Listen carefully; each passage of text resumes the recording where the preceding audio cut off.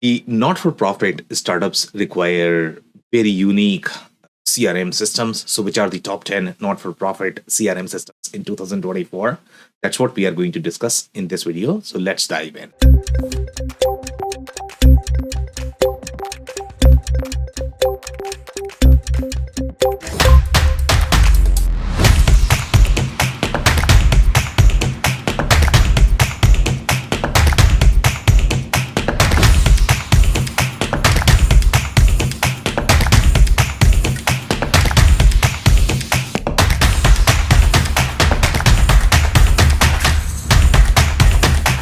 Hello, everyone. My name is Sam Gupta. I am principal at Elevate IQ. Elevate IQ is the independent CRM, ERP, and digital transformation consulting firm. We help our clients with digital transformation strategy, CRM selection, implementation, change management. On that note, let's go back to today's topic, which is top 10 not for profit startup CRMs in 2024. So, how do we define not for profit startups? In general, these are going to be the not for profit organizations that are going to have extremely limited budget. For the most part, they are probably going to have under 20 employees. They are going to implement the system primarily in the DIY mode just because their budget is not going to be as much. For this list, we consider not for profit startups across all of the micro verticals inside not for profit. That is going to be your education, healthcare, any of the associations, charities, religious orgs, anything and everything that goes under the not for profit industry definition. We have considered those as part of this list. For the most part, they are going to have a lot of different tools. They are going to be siloed. They are not going to be as integrated from the customer touchpoint perspective. And these companies are implementing this more in the DIY mode. Just to be clear, this is only the customer touchpoints as well as the omni-channel connectivity and traceability. This is not necessarily the ERP centric or the operational or financial centric workflows. So in this particular case, these companies are going to have very disconnected data sets in general. The criteria that we utilize for this list is product share, the acquisition strategy focused on the not-for-profit startup segment. If they are acquiring a lot of capabilities, developing capabilities for the not-for-profit startup segment, generally those solutions are going to rank higher on this particular list. Then we have product roadmap, community, ecosystem, win rate, technology, strategy, investors. So these are some of the factors that we have considered to compile this list. So now let's look at the list.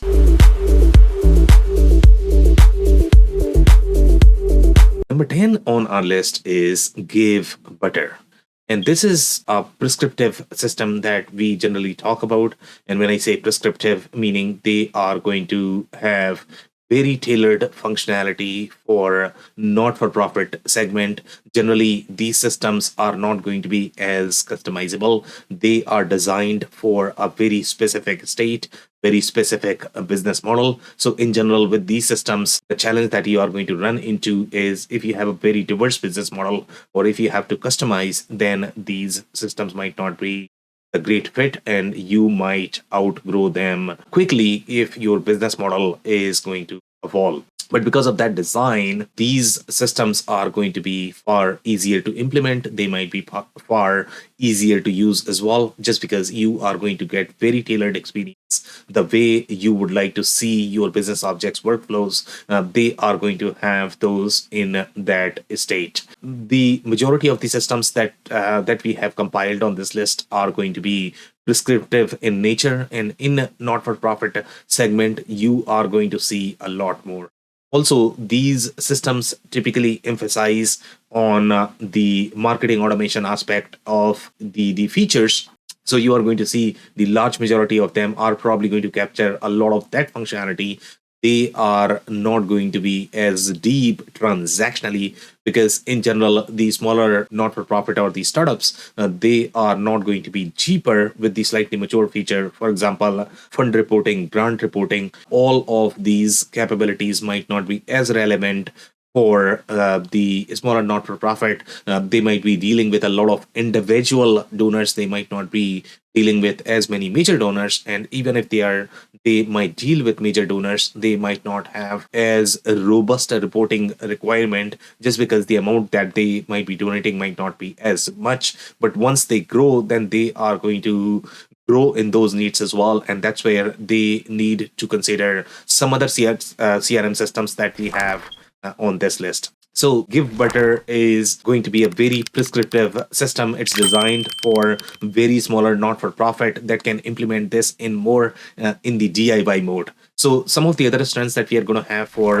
GiveButter is they have the free version, and if you want to start on that, and most of the time when you are going to have a free version, they are going to have some sort of business model where they are obviously making money, but they are making it easier for the not-for-profit to be able to start on these CRM systems. And finally, they might be able to make money per transaction, or sometimes they might take a cut on each of the donation, and which could be slightly harder to estimate in terms of how much you might be paying in terms of the fee. But at least you are going to have the free version. You don't have to worry about the licensing fee from day one. So the other strengths that you're going to have with the majority of the prescriptive systems, and GiveButter is not necessarily an exception. So the customer service is going to be one of the best for these systems. So obviously with GiveButter as well, you can expect the customer service to be really good. And then they also have some of the features, for example, online auction management, as well as the tickets management, that is going to be part of your event management functionality. In general, the large majority of the not-for-profit are going to require some sort of event management functionality, and they might not have the operational functionality in terms of booking these events, coordinating with vendors, etc. That would fall under slightly more ERP-centric functionality, but they are at least going to provide you the ticket management, the RSVP, as well as the whole landing page for the event, etc. All of those capabilities are going to be part of this, and GiveButter has compelling features for that piece of capability. Now, some of the limitations to keep in mind are going to be the percentage fee, which has been the common trend. They all are trying to follow Shopify business model, where they are either charging a percentage fee on donation, or they are introducing the payment where they may cut. So that's where you need to pay attention. How much leverage do you have on that, and how much money that you might be paying, how much fee you might be paying, even though you are going to be on the free version. And the scalability and customizability is also going to be a factor in this particular case, just because it's a very prescriptive, tailored business model. It's not as moldable as the other systems that you are going to have on this list, and not easy to personalize as well. In general, with these systems, the security workflow is not going to be as robust. For the most part, they are designed for one person or a couple of people. So in general, the security workflow is very simplified. You might not have as many options to be able to enable, disable for different teams, different roles, etc. But as a startup, you probably don't need that. In general, you are probably going to have just one person or a couple of people who are going to be using this system. So that's number 10.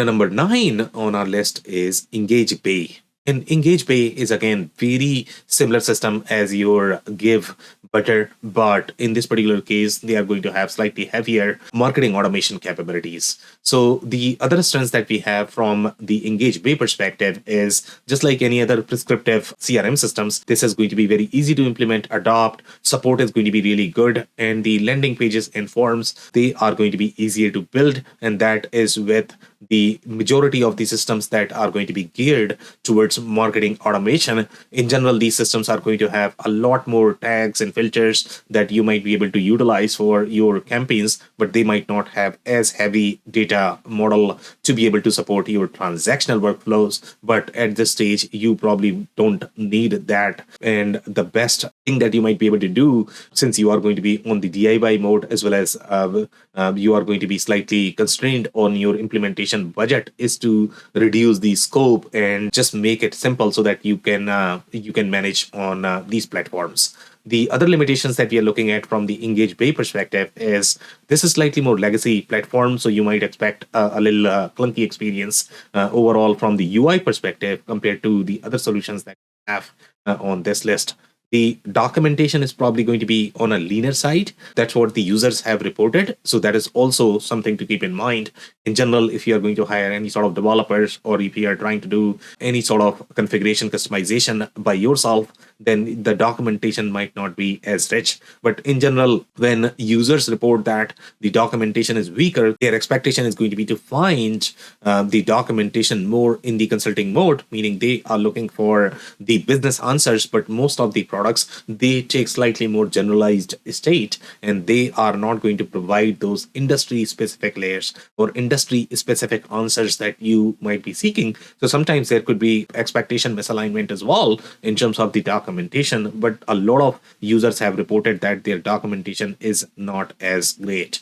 Then they are also going to have the limited SMS capabilities. There are not very many tools that can support the SMS capabilities as well as the other channels, unless you are going for slightly more expensive tool. For the most part, these are going to be on a cheaper side, so they are not going to have these capabilities. And the templates, even though it is a marketing automation platform, but the templates are not as flexible as you would expect that systems such as your HubSpot, etc. So these are going to be some of the limitations, and that's number 9.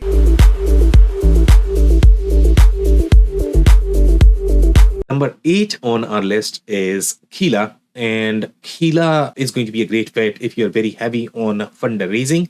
That's where they are going to have a lot of capabilities. So the other strengths that we are looking at from Kila perspective is, again, since this is a very prescriptive system, then your customer service is going to be in general good with Kila. And then the communication interaction centric workflows are going to be great as well. It's probably going to be very cost effective and easier to learn and implement. Again, these are the traits that you are going to find with the majority of the prescriptive systems.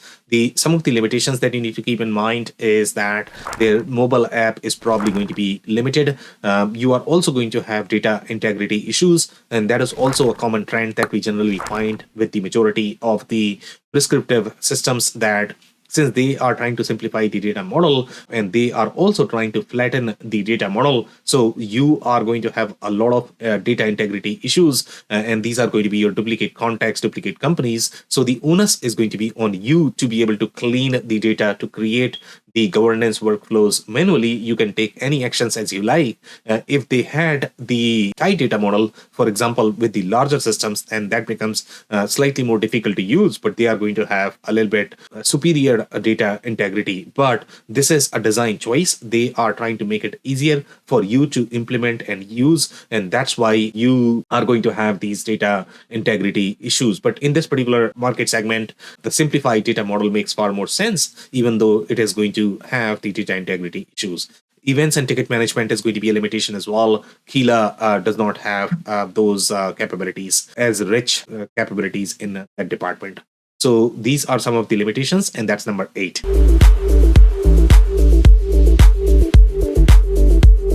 Then number 7 on our list is Virtuous. And this is going to be slightly bigger system compared to the previous ones that we have reviewed so far. And some of the other strengths that you're looking at from the Virtuous perspective is the best of breed capabilities for not-for-profit. You are going to have all of those layers from the not-for-profit perspective that you would need to develop on top of the vanilla generalized platforms such as your HubSpot or Salesforce. They are not going to be as rich with these capabilities. Virtuous also has the automation journeys, and the majority of the marketing automation platforms are going to have some sort of automation journeys, but they are generally limited in terms of what all can they support.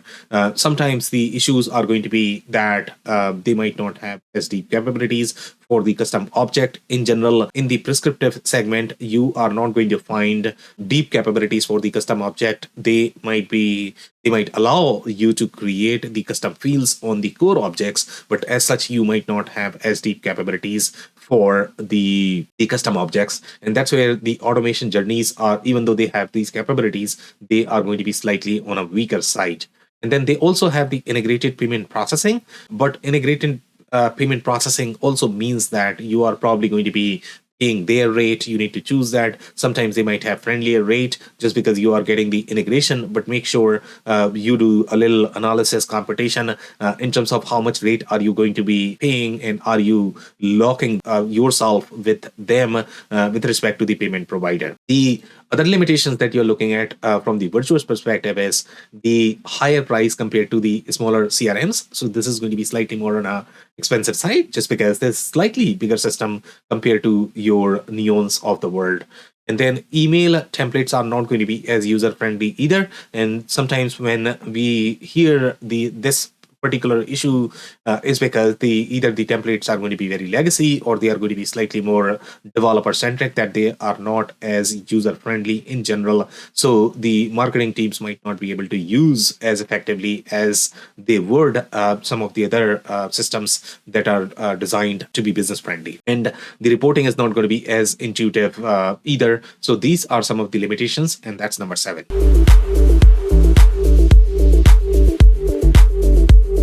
Number 6 on our list is Classy.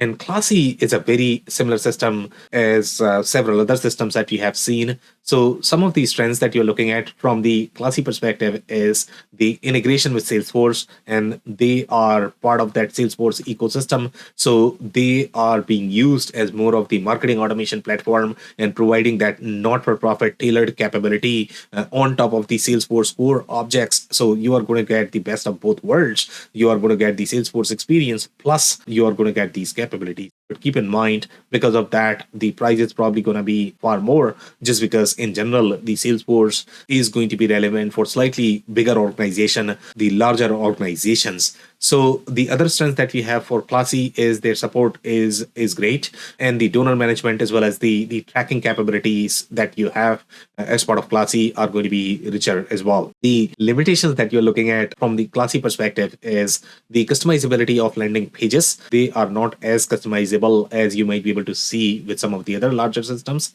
And then they are also going to be more expensive. They have several different layers of the pricing. They have the platform fee, they have annual subscription, but then they also may have per transaction fee, and all of these fee types add up. So make sure you perform analysis in terms of what is going to be the cost of all of that. So these are going to be some of the limitations, and that's number 6.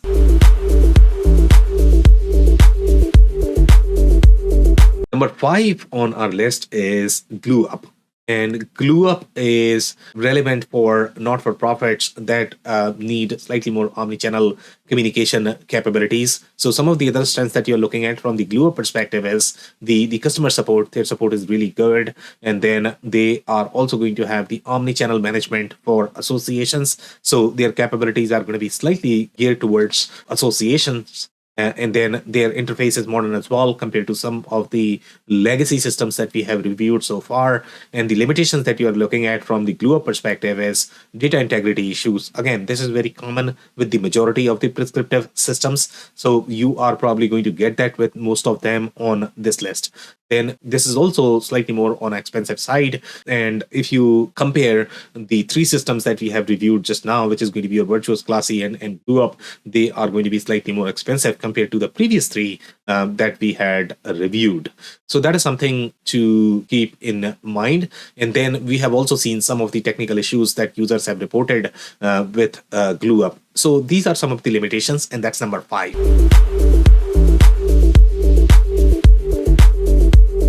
And number 4 on our list is Bona.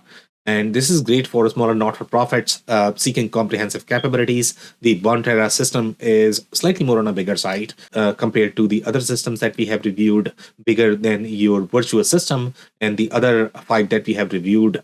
So the other strengths that we are looking at from Bona perspective is the support is going to be really good. And when the size of the solution increases, the complexity of the solution also increases, which means you are going to have much higher implementation budget. They might be harder to learn just because of the kind of layers that you are going to have with the system. So that's why in the startup segment, you are looking at slightly easier system that are going to have the linear data model. They are not going to have as many layers that will make it moldable. But at this point of time, you're looking for something that is going to be slightly easier to use as well as implement. So in this particular case, it is still going to be easier to use and implement compared to the larger systems, but it's not going to be as easy to use compared to the smaller systems that we have reviewed as part of this list.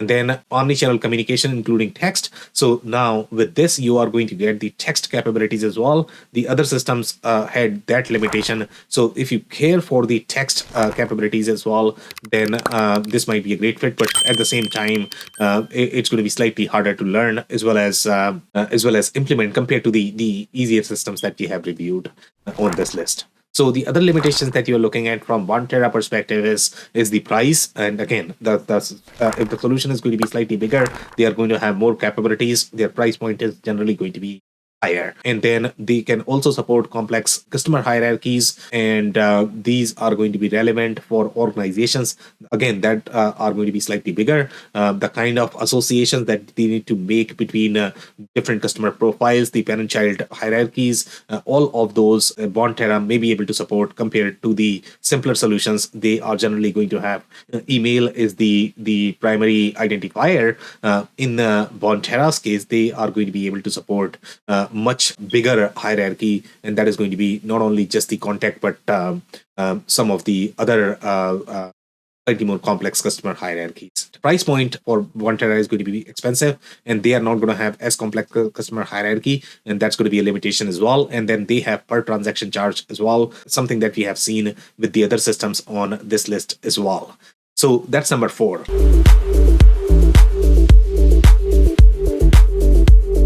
Now, number 3 on our list is DonorPerfect.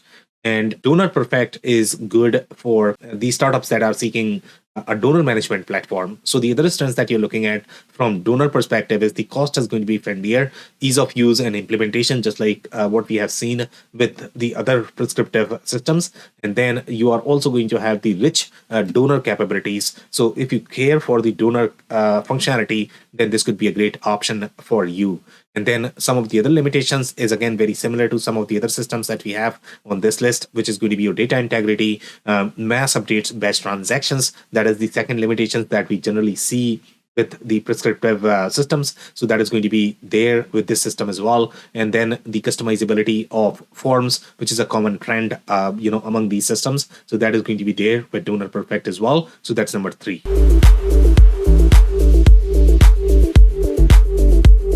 Now, number 2 on our list is Neon CRM. And Neon CRM is ideal for smaller, not-for-profit, limited on the implementation budget. The strengths that you're looking at from the Neon perspective is the built-in fundraising as well as the event registration. So these guys are going to be slightly richer in capabilities there. The membership management is there. The volunteer scheduling is there. So they have far richer capabilities covering many different areas, even though they are going to be part of that prescriptive category as well. The other limitations that we are looking at from the Neon perspective is the reporting capabilities, the customizability, scalability beyond simpler business model. So those are going to be some of the limitations, and that's number 2.